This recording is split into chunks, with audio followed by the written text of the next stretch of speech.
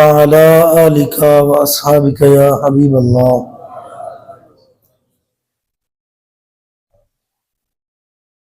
کل ہم نے فدیے کے متعلق پڑھا. آج ہم آگے پڑھتے ہیں کہ رخصت روزے کی کس کس صورت میں ہے. اگر روزہ رہ جاتا ہے تو پھر حکم کیا ہوتا ہے.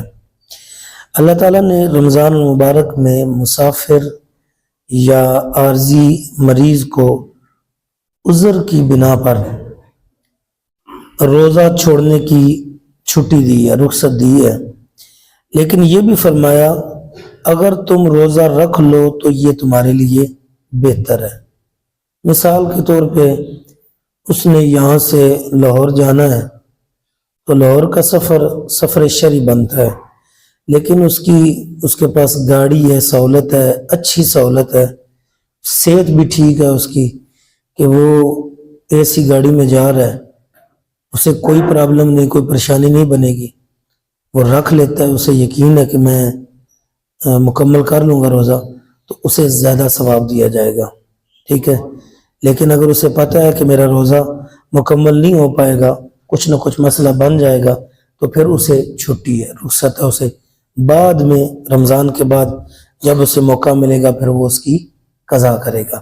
حضرت حمزہ بن عمر اسلمی رضی اللہ تعالیٰ عنہ نے بارگاہ رسالت میں عرض کی، میں سفر میں روزہ رکھتا ہوں. اور وہ جو حضرت حمزہ تھے وہ کثرت سے روزے رکھنے والے تھے. جب حضور سے انہوں نے عرض کی کہ میں سفر میں روزہ رکھتا ہوں تو ان کا حال یہ کہ وہ کثرت سے روزے بھی رکھتے ہیں. آپ صلی اللہ علیہ وآلہ وسلم نے فرمایا تمہیں اختیار ہے، چاہے تو روزہ رکھو اور چاہے تو چھوڑ دو. مسافر یا عارضی مریض فدیہ دے کر روزے کی فرضیت سے بری نہیں ہو سکتا. ٹھیک ہے جی. مسافر بندہ یہ چاہے کہ میں نے روزہ نہیں رکھا، بعد میں مجھ سے رکھنے نہیں ہوگا، میں فدیہ دے دیتا ہوں، تو ایسا بندہ فدیہ دے کر روزے سے بری نہیں ہو سکتا. پھر ایک عارضی مریض ہے، وقتی اس دن اسے بخار تیز ہو گیا تھا، پیٹ میں درد شروع ہو گیا تھا، گردے میں درد ہو گیا، کوئی تکلیف ایسی ہوگی، دانت میں داڑھ میں درد تھا، ڈاکٹر کے پاس جانا تھا، چیک اپ کروانا تھا، وغیرہ وغیرہ، کوئی بھی اس دن کا روزہ اس کا رہ گیا، یہ ہے عارضی مریض. یا اسے مرض لاحق ہوا، پورا مہینہ ہی بیمار رہا. ٹھیک ہے. یہ بھی عارضی مریض ہے، مہینے کے بعد شفا تو مل گئی اسے، تو ایسا بندہ فدیہ دے کر بری نہیں ہو سکتا. البتہ جسے تھوڑی امید نہیں ہے کہ میں جلدی صحت یاب ہو جاؤں گا، بعد میں وہ صحت یاب ہو بھی جاتا ہے لیکن رمضان کا مہینہ نہیں ہوتا، تو پھر اس کے لیے حکم ہے کہ بہتر یہ ہے کہ وہ فدیہ بھی دے دے اور بعد میں جب اسے شفا ملے وہ روزہ بھی رکھے. روزہ رکھنے کی صورت میں حاملہ یا دودھ پلانے والے عورت کو اپنی یا بچے کی صحت کے بگڑنے کا غالب گمان ہو. ٹھیک ہے. ظاہر عورت کو کمزوری ہوتی ہے، جن بچوں کو اس نے دودھ پلانا ہوتا ہے، یا حاملہ عورت ہو تو اس کے لیے ڈبل خوراک کا اہتمام ہوتا ہے، تو وہ رمضان کا روزہ چھوڑ سکتی ہے، لیکن اس کی تلافی جو ہے وہ فدیے سے نہیں ہوگی. ظاہر ہے حاملہ ہے تو ایک نہ ایک دن عمل مکمل بھی تو ہوگا نا. اگر بچے کو دودھ پلا رہی ہے تو وہ دودھ بھی تو ایک دن مدت پوری ہوگی نا. تو لہٰذا یہ عارضی بیماریاں ہیں ساری، تو عارضی بیماری کی بنا پر روزے سے رخصت نہیں ہوگی. ٹھیک ہے جی. روزہ باہر دو صورت بعد میں رکھنا ہوگا. ہر گھر میں مائیں بہنیں بیٹیاں ان کے ساتھ یہ معاملات ہوتے ہیں تو یہ مسائل آنے چاہیے. تو ایسی عورتیں جو حاملہ ہیں یا بچوں کو دودھ پلانے والی ہیں، عارضی اگر روزہ چھوڑ دیتی ہیں تو بعد میں روزے کی قضا ضرور کریں گی. البتہ یہ جو میں مسائل عرض کر رہا ہوں، ان مسائل کی صورت میں روزہ توڑنا نہیں چاہیے. حت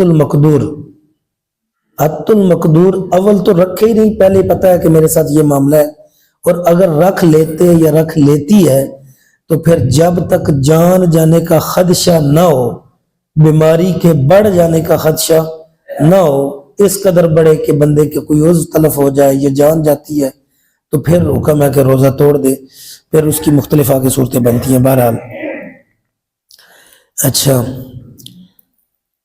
اسی طرح ایام مخصوصہ کے دوران عورت روزہ نہیں رکھ سکتی، جس طرح نماز نہیں پڑھ سکتی اسی طرح روزہ نہیں رکھ سکتی۔ ایام ختم ہونے پر غسل واجب کر کے پاک ہو جائے اور چھوٹے ہوئے روزوں کی قضا روزے رکھے، ان کی تلافی فدیے سے نہیں ہوگی۔ یہ عورت کے ساتھ تینوں مسئلے تھے۔ ایام مخصوصہ میں عورت کو نماز بھی معاف ہوتی ہے، روزے بھی معاف ہوتے ہیں۔ فرق صرف اتنا ہے، جو ایام مخصوصہ میں نمازیں رہ جاتی ہیں ان کی قضا نہیں ہے، یہ عورت کو چھٹی ہے، چونکہ وہ حرج لائق ہوتا ہے، تکلیف دہ ہے کہ ہر مہینے ہی اتنی نمازیں رہ جائیں گی، پھر بعد میں وہ قضا کرے گی، تو یہ اس کے لیے مشکل ہے، اس سے شریعت نے اسے بچایا۔ لیکن روزے چونکہ سال کے بعد ایک مرتبہ آتے ہیں تو وہ اس کے لیے آسانیاں بعد میں رکھ سکتی ہے، تو وہ رکھنے چاہیے۔ جوان عمر حضرات روزے کے دوران بیوی کے ساتھ بوس و کنار سے اجتناب کریں، اگرچہ یہ جائز ہے، لیکن شہوت کے غلبے کے پیش نظر روزے کے فاسد ہونے کا خدشہ بہرکیف موجود ہوتا ہے، لہذا اس سے احتیاط کرنا بہتر ہے۔ بچنا چاہیے کہ جب روزہ رکھا ہے تو پھر یہ معاملات دن کو نہ کرے، رات کو کرے۔ جس نے بشری کوتاہی کی بنا پر روزہ نہ رکھا یا رکھنے کے بعد عذر کی بنا پر توڑ دیا، توجہ چاہوں گا، اس پر صرف قضا لازم ہے۔ البتہ جس نے روزہ رکھ کر کسی عذر کے بغیر جان بوجھ کے روزہ توڑا، عموماً اسٹوڈنٹ حضرات دین سے لا علمی کی بنا پر چار دوست اکٹھے ہوتے ہیں تو پھر روزے کا مذاق بناتے ہیں، ٹھیک ہے، شرارتیں کرتے ہیں نا، تو آپس میں مذاق کرتے کرتے روزے کو درمیان میں لیتے، میں کھان لگا، تو یہ توڑنا بھی جان بوجھ کے توڑنا ہے۔ حتیٰ کہ علماء فرماتے ہیں یہ ایسا کرنا مکروہ تحریمی ہے، ٹھیک ہے، تو یہ روزہ توڑنے کے مترادف ہی ہو گیا، اگرچہ اس نے کوئی چیز کھائی نہیں ہے، روحانی اس کا فائدہ ختم ہو گیا، ظاہری اس کا روزہ اگر مکمل ہو بھی جاتا ہے تو درست ہے، لیکن اگر وہ توڑ دیتا ہے، جان بوجھ کے کھا لیتا ہے، پی لیتا ہے، تو اس پر پھر کیا ہوگا؟ کفارہ لازم آئے گا۔ کیا آئے گا؟ کفارہ لازم آئے گا۔ اب یہ کفارہ کیا ہوتا ہے؟ کل ہم نے فدیے کے متعلق پڑھا تھا کہ جو نہیں رکھ سکتا وہ فدیہ دے، آج ہم پڑھ رہے ہیں کہ کفارہ دے گا وہ بندہ جو جان کے روزہ توڑ دیتا ہے۔ اب وہ جان بوجھ کے کیا، اس کی مختلف صورتیں بنتی ہیں، بیوی سے ہم مستری کر لیتا ہے یا غیر بیوی سے کر لیتا ہے یا جو بھی اس قسم کو جو روزے کے توڑنے کی چیزیں ہیں، تو وہ کفارہ دے گا، اور وہ کفارہ کان کھول کے سنیے گا، احتیاط کتنی ضروری ہے۔ ایک جان بوجھ کے روزہ توڑنے کا کفارہ ہے 60 بدلے میں روزے رکھنا، اور ایک وہ جو روزہ توڑا ہے ٹوٹل 61 روزے بن گئے، تو احتیاط بڑی ضروری ہے۔ ایک روزے کا کفارہ 61 روزے بنیں گے پھر بعد میں، اور یہ وہ روزے ہیں جو پے در پے رکھنے پڑیں گے، درمیان میں پھر چھٹی نہیں ہوگی، لگاتار رکھنے پڑیں گے۔ اچھا، پھر اگر وہ روزے نہیں رکھ سکتا تو وہ 60 مسکینوں کو صبح و شام کا کھانا کھلائے گا، 60 مسکینوں کو 2 وقت کا کھانا کھلائے گا۔ اب تیسرا چونکہ ہمارے یہاں گردن آزاد کرنے والا معاملہ نہیں ہے تو اسے بیان بھی نہیں کیا جاتا، تو احتیاط روزے میں بڑی ضروری ہے۔